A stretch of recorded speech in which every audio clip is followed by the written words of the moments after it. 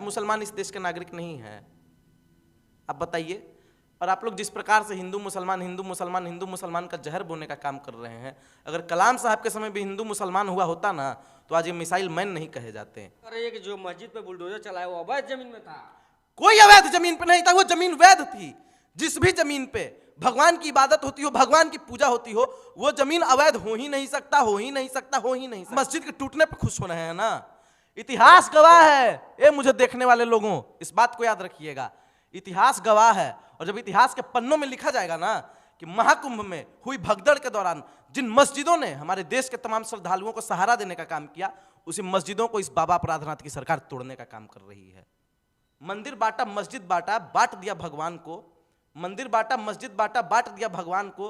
हाथ जोड़ के करूं निवेदन, मत बांटो इंसान को, मत बांटो इंसान को। और आप लोग इंसान को भी बांटने का काम कर रहे हैं। अगर देश का कोई प्रधानमंत्री है तो वो पूरे देश का है, और इस देश में तमाम धर्म और जाति के लोग रहते हैं। अगर किसी प्रदेश का मुख्यमंत्री होता है तो वो पूरे प्रदेश का होता है, चाहे उस प्रदेश का वासी कोई हिंदू हो या कोई मुसलमान हो।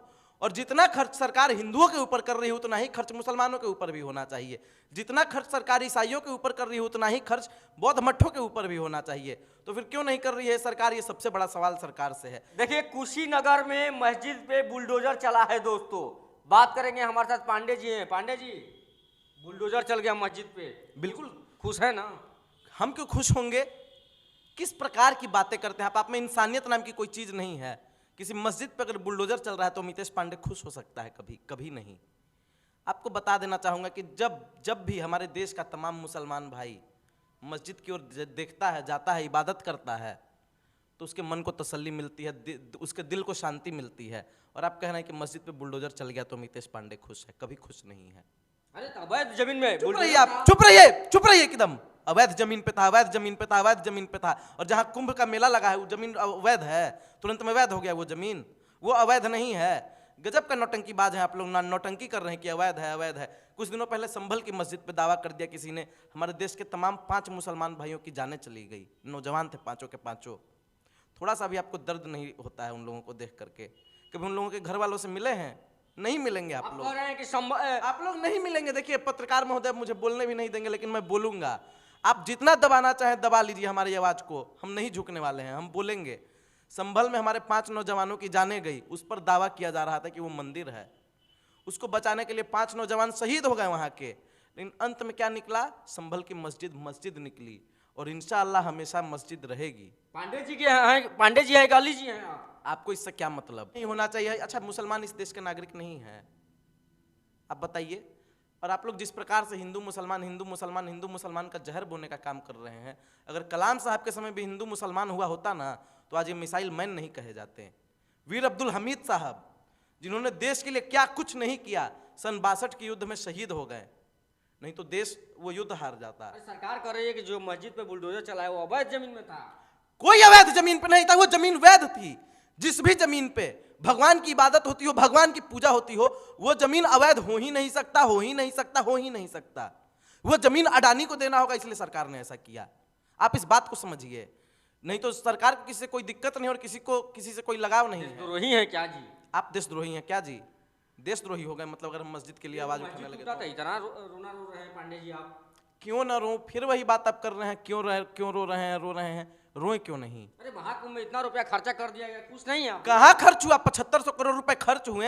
हाँ, और आप मस्जिद के टूटने पे खुश हो रहे हैं ना। इतिहास गवाह है। ये मुझे देखने वाले लोगों, इस बात को याद रखिएगा, इतिहास गवाह है। और जब इतिहास के पन्नों में लिखा जाएगा ना कि महाकुंभ में हुई भगदड़ के दौरान जिन मस्जिदों ने हमारे देश के तमाम श्रद्धालुओं को सहारा देने का काम किया, उसी मस्जिदों को इस बाबा अपराधनाथ की सरकार तोड़ने का काम कर रही है। मंदिर बांटा, मस्जिद बांटा, बांट दिया भगवान को। मंदिर बांटा, मस्जिद बांटा, बांट दिया भगवान को। हाथ जोड़ के करूं निवेदन, मत बांटो इंसान को, मत बांटो इंसान को। और आप लोग इंसान को भी बांटने का काम कर रहे हैं। यानी तुम हिंदू हो तो तुम मुसलमान हो, तुम ब्राह्मण हो तो तुम दलित हो, तुम बौद्ध हो तो तुम ईसाई हो। ये क्या हो रहा है इस देश में? अगर देश का कोई प्रधानमंत्री है तो वो पूरे देश का है, और इस देश में तमाम धर्म और जाति के लोग रहते हैं। अगर किसी प्रदेश का मुख्यमंत्री होता है तो वो पूरे प्रदेश का होता है, चाहे उस प्रदेश का वासी कोई हिंदू हो या कोई मुसलमान हो। और जितना खर्च सरकार हिंदुओं के ऊपर कर रही है उतना ही खर्च मुसलमानों के ऊपर भी होना चाहिए। जितना खर्च सरकार ईसाइयों के ऊपर कर रही है उतना ही खर्च बौद्ध मठों के ऊपर भी होना चाहिए।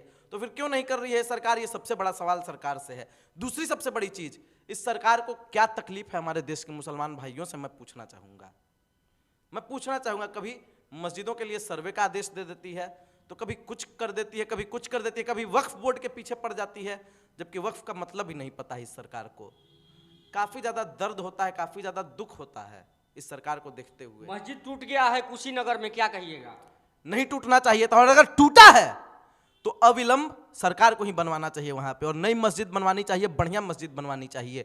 और मैं एक और बात कहना चाहूंगा कि वहां की जमीन को और बढ़ा देना चाहिए, ताकि जामा मस्जिद से भी ज्यादा बड़ी मस्जिद वहां पे बने। सरकार करेगा, अवैध जमीन में थे, आप कह रहे हैं जमीन पे बनवाना। ये सरकार खुद अवैध है, ये सरकार खुद अवैध है। एक अकेला सब पे भारी। अभी एक अकेला बैसाखी के सहारे चल रहा है, ये अवैध नहीं है? आपको वैध लग रहा है? ये सरकार खुद वैध है। ये सरकार संविधान को भी नहीं मानती है। कहाँ पे आदेश है कि तुरंत आप लाइए, बिना नोटिस बिना कुछ के आ जाइए और बुलडोजर से ठोक के गिरा दीजिए किसी के भी मकान को, किसी भी मस्जिद को, किसी भी ढांचे को? चलिए, और ये वही उत्तर प्रदेश है, ये वही उत्तर प्रदेश है जहाँ पे अयोध्या में मस्जिद को गिराया गया था, वो भी अवैध तरीके से।